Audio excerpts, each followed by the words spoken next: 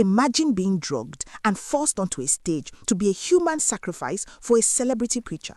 Jide had seconds to hack the church's giant screams and show the world the prophet's darkest secrets before it was too late. The sun hung low over the Oja-Oba Cathedral, but inside, the air was electric. Thousands of people packed the benches, their eyes fixed on a man standing in a suit that shined like liquid silver.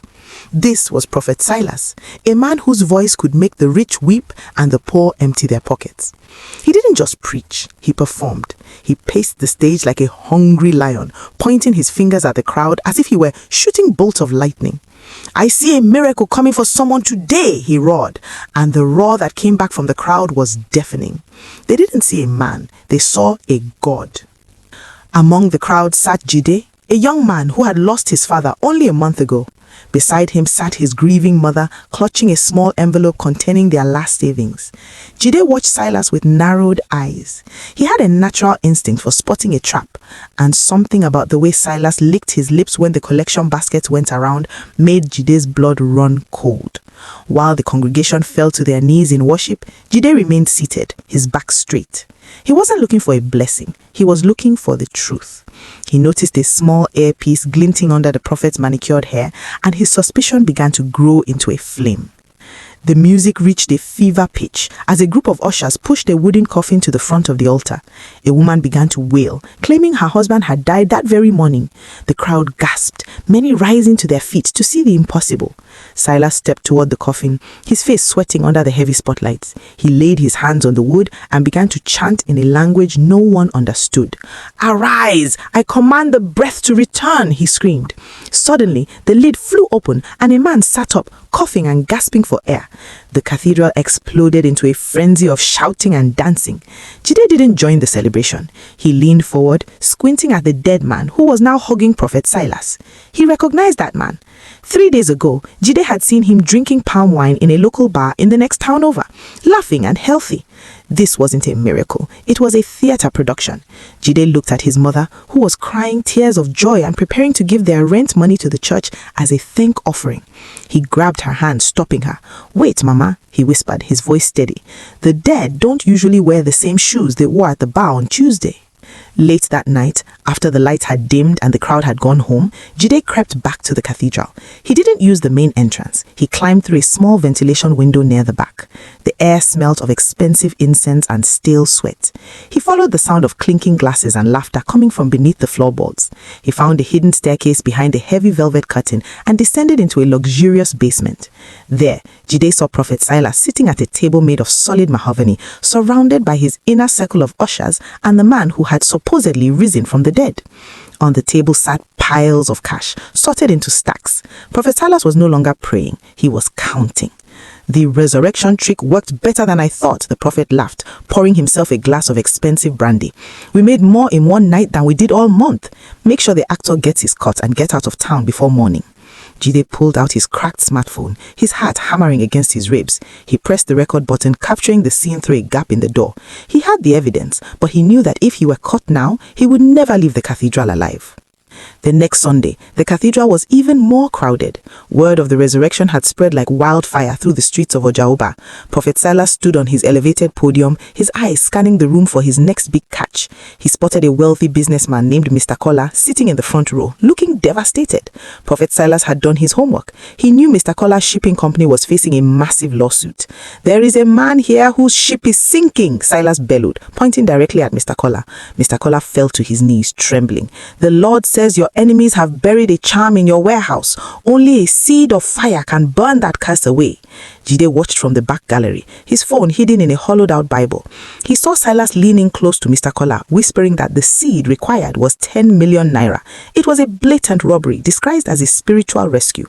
Jide looked at the faces around him, people who were skipping meals to buy anointed oil that was actually just cheap vegetable oil mixed with perfume.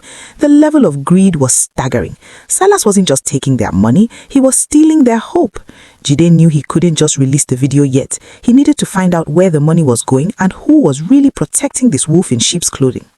Driven by a gut feeling, Jide followed Silas's blacked-out SUV late on Tuesday night. The prophet didn't go to his mansion. Instead, he drove far outside the city to the banks of the Osun River. Jide parked his bicycle in the tall grass and crept through the mud, keeping downwind. The moon was a silver sliver in the sky. Jide saw Silas strip off his expensive suit, standing in only a white cloth. He wasn't alone. An old man with tribal marks and a god stood waiting for him. They weren't praying to the God Silas preached about in the cathedral. They were chanting to something much older and darker. The air grew heavy and cold. Jide watched in horror as Silas stepped into the black water. The prophet began to hiss, a sound that wasn't human. As the water reached his waist, Jide's camera lens caught a strange shimmer on Silas's skin, like scales reflecting the moonlight. The man of God was performing a ritual to renew his charm of attraction, the spell that made people believe every lie. Jide's hands shook so hard he almost dropped his phone. This wasn't just a scam, it was an occult trap. Silas had traded his humanity for a golden tongue. Jide realized then that he wasn't just fighting a fake pastor, he was fighting a monster. The following morning, Jide received a chilling surprise. A letter was tucked under his door. It was an invitation to a private deliverance session at the prophet's mansion. Jide felt a cold sweat break out on his neck. Had Silas seen him at the reserve, or was this a test? He knew that going to the mansion was walking into the lion's den, but it was also the only way to get close to the prophet's private safe. He told his mother he was going out for a job interview, kissed her forehead, and tucked a small digital recorder into his socks. He had to be smarter than the snake he was trying to catch. When Jide arrived at the mansion, he was stripped of his phone by two massive security guards. They didn't find the recorder in his sock. He was led into a room filled with gold-plated furniture and mirrors on every wall. Silas was sitting there eating a lavish breakfast. "Jide, my son," Silas said, his voice smooth as honey. "I noticed you haven't been cheering like the others. You have a spirit of doubt." Silas stood up and walked toward Jide, his eyes glowing with an unnatural intensity. "Doubt is a disease, Jide, and I have a very permanent cure for it." The door behind Jide clicked shut, and he realized he was no longer a guest, he was a prisoner. Inside the gold-leafed room, Silas circled Jide like a shark. The air felt thin, and the mirror seemed to distort Jide's reflection, making him look small and weak. "You think you are clever, don't you?" Silas whispered, his face inches from Jide. "I saw you in the bushes by the river. I smelled your fear on the wind." Jide's heart hammered, but he kept his face like stone. He knew that if he showed terror now, the prophet would crush him. Silas reached out a hand, and Jide felt a surge of freezing energy pass through the air. The prophet wasn't just a fraud. He was using the mirrors to drain the will of anyone who dared to stand against him. Silas laughed, a sound that echoed unnaturally off the glass walls. "I could make you disappear, Jide. I could tell your mother you ran away to the city to find work, and she would believe me because she trusts my word more than her own blood." He picked up a small ornate dagger from the table, testing the edge with his thumb. "But I need a new assistant, someone with eyes that see too much. If you serve me, you will never be hungry again. If you refuse, you will become the next sacrifice my congregation hears about." Jide looked at the recorder hidden in his sock, praying it was catching every word of this confession. To save his life, Jide forced a smile. "Papa," he lied, dropping to his knees in mock worship. "I want to be rich like you. I am tired of the dust and the hunger." Silas's eyes searched Jide's face for a long minute, looking for a crack in the lie. Finally, Silas grinned, his teeth white and sharp. "That is the spirit, my son. Wisdom is recognizing when you are beaten." He signaled to the guards to return Jide's phone after they had wiped its memory. Jide didn't know Jide had already uploaded the river footage to a private cloud account the night before. For the next 3 days, Jide became Silas's shadow. He saw the miracle factory in full swing. He watched as the ushers filled jerry cans with tap water and added bags of industrial salt and sugar, labeling them River of Life Healing Water. He saw the ledger where Silas kept the names of every wealthy member and the secret he had blackmailed out of them during private confessions. Silas used a network of spies to find out who was sick or in debt, then used that information to pretend he was receiving divine revelations during the Sunday service. The deeper Jide went, the more he realized the church was actually a massive criminal empire. Jide's mother arrived at the mansion on Thursday, frantic with worry. Silas met her in the garden wearing a mask of fatherly concern. "Your son is undergoing a spiritual cleansing, Mama Jide." The prophet lied, patting her hand. "He had many demons, but I am casting them out one by one." Jide watched from a balcony, his fist clenched so tight his nails drew blood. Seeing his mother beg the man who was destroying their lives was the final straw. He knew he couldn't wait any longer. He had enough evidence of the financial fraud, the staged miracles, symbols, and the occult rituals. He just needed a way to broadcast it to the world. As Jide turned to head back inside, he bumped into the resurrected man, the actor from the coffin. The man looked terrified, his bags packed. "He's going to kill us both, Jide," the actor whispered, his eyes darting around the hallway. "Silas doesn't leave witnesses. He told me I'm going on a mission to the north, but I saw the guards cleaning the trunk of the car. We have to get out tonight." Jide realized the clock had run out. Silas was planning a grand finale for the Sunday service, and Jide and the actor were the unintended stars of the show. It was time to stop recording and start fighting. Under the cover of a moonless Friday night, Jide crept into Silas's private study. The room was cold, smelling of old parchment and expensive tobacco. He had observed the prophet's fingers on the keypad for days, memorizing the rhythm. 3 taps left, 2 taps right. With a shaking hand, he entered the code. The heavy steel door of the wall safe swung open with a silent, well-oiled glide. Inside, he didn't just find money. He found a thick black notebook. This was the Book of Shadows, containing the real names of the actors Silas used, the chemical formulas for the miracle smoke, and the names of the politicians who protected him. Suddenly, a floorboard creaked behind him. Jide froze, his heart pounding like a drum in the silence. He quickly snapped photos of the pages with his phone, his thumb hovering over the upload button. He heard the heavy breathing of a guard in the hallway and realized the door was about to open. He grabbed a handful of diamonds and a stack of documents, stuffing them into his shirt. He didn't have time to close the safe properly. He dove behind the heavy velvet curtains just as the door handle turned. If he was caught now, his life would end in this room of stolen secrets. The guard walked through the room, his flashlight beam dancing over the gold-plated furniture. Jide held his breath until his lungs burned, watching the light pass inches from his feet. The guard grunted, seemingly satisfied that the room was empty, and stepped back into the hall. Jide didn't waste a second. He slipped out of the window and slid down the drain pipe. He ran until he reached a small internet cafe in the heart of the city, a place where the owner didn't ask questions. He sat in the flickering blue light of the monitor, sending the files to a famous investigative journalist and a rival church leader who hated Silas. Meanwhile, back at the mansion, Silas sat in the marble bathtub, the water steaming around him. But his mind was sharp, not relaxed. The boy had not returned. Something was wrong. Silas's eyes narrowed as he imagined the steps Jide might have taken. "Clever boy," he muttered, his voice low and dangerous.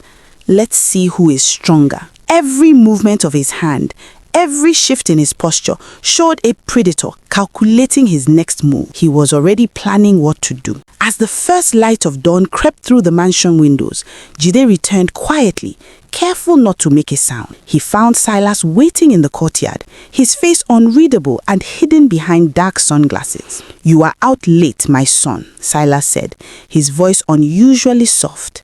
He stepped forward and hugged Jide, a gesture smooth but dangerous, like a snake coiling around its prey. As he pulled away, his hand brushed Jide's pocket, the one holding the documents. A cold smile spread across his face. "The Sunday service will be very special, Jide," Silas said, calm but full of menace. "We are going to reveal the truth to everyone. I hope you are ready for your starring role." Saturday was a day of strange and unsettling rituals. Silas had been waiting, wondering why Jide had not returned the night before. Now he had the boy exactly where he wanted him. He handed Jide a bitter, dark tea. "This will make your soul pure for the big ceremony." Jide knew something was wrong, but he had no choice. Within an hour, his head felt heavy and his arms and legs felt like stone. He tried to make himself vomit in the bathroom, but the guards were watching every move. The world around him blurred into gold and shadow. Even while weak, he remembered that the evidence had already been sent. He had done his part, but his strength was fading fast. Through his drugged eyes, Jide saw the resurrected man being taken away in handcuffs by Silas's guards. The actor looked at him with sad eyes, as if silently apologizing for not escaping together. Silas stood on the balcony, arms wide, looking down at them both, as if he already owned the world. Tomorrow, the city will see a miracle they will never forget, a sacrifice that will silence all doubters. Jide collapsed onto his bed. His mind screamed to stay awake, but the darkness from the tea was too strong. He drifted into a nightmare where shiny river scales slowly covered his skin, trapping him in a cold, shining cage. Even so, he clung to one thought: the files he had sent. The truth was out there. People will see it. No matter how heavy his body felt, he had done his part. Sunday morning arrived with a sky the color of bruised plums. The cathedral of Oja-Oba was overflowing. People stood on chairs and balanced on windowsills just to witness the promised final revelation. Jide was led onto the stage, his head spinning from the lingering effect of the drugged tea. He felt like a puppet, his feet moving only because the guards were gripping his arms tight. Silas stood at the pulpit, draped in a robe of pure white silk that seemed to glow under the artificial lights. Today, Silas cried out, his voice echoing through the massive hall. We will see the face of a traitor and the power of God's judgment. The crowd leaned in, a collective gasp rippling through the room. Silas pointed a trembling finger at Jide, who was struggling to keep his eyes open. This boy sought to steal the church's secrets. He sought to destroy the work of the Spirit. Jide tried to speak, but his tongue felt like a piece of dry wood in his mouth. He looked out at the sea of faces, thousands of people who had been blinded by Silas's charisma. He saw his mother in the front row, her face pale with horror.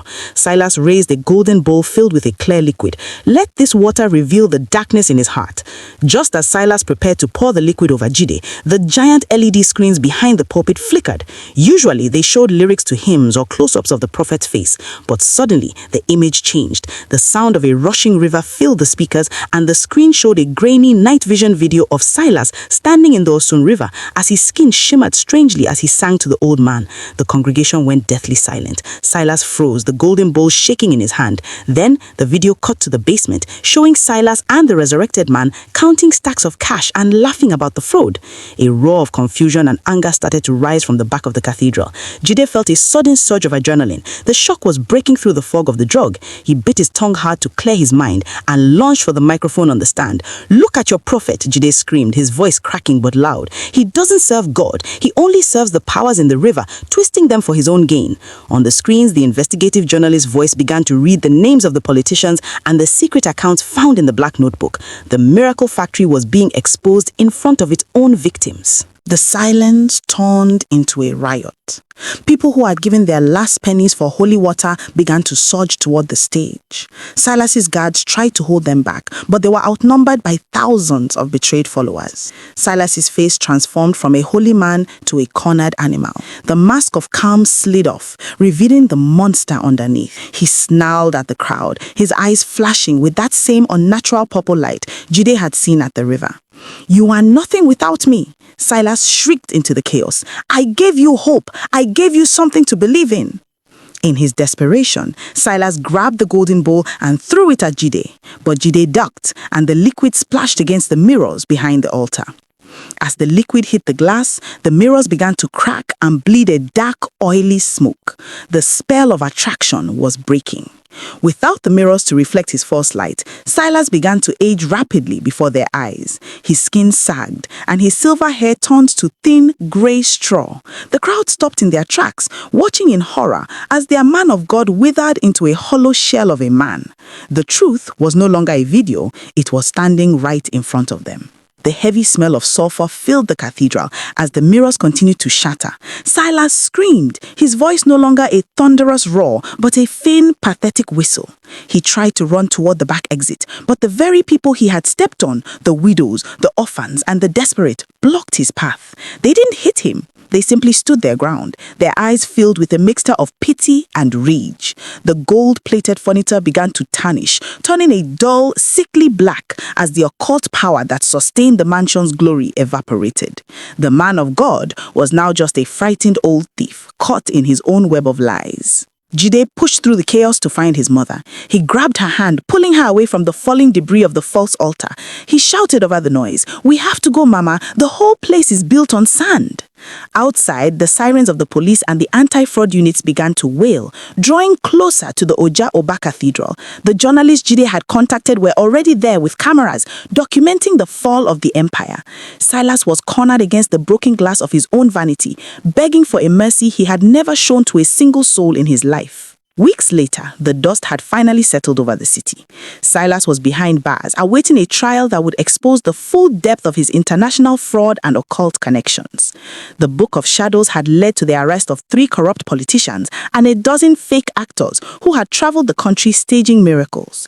Jide sat on the porch of their modest home, watching his mother weave a new cloth, not because she had to pay a wicked landlady or a greedy pastor, but because she found peace in the work.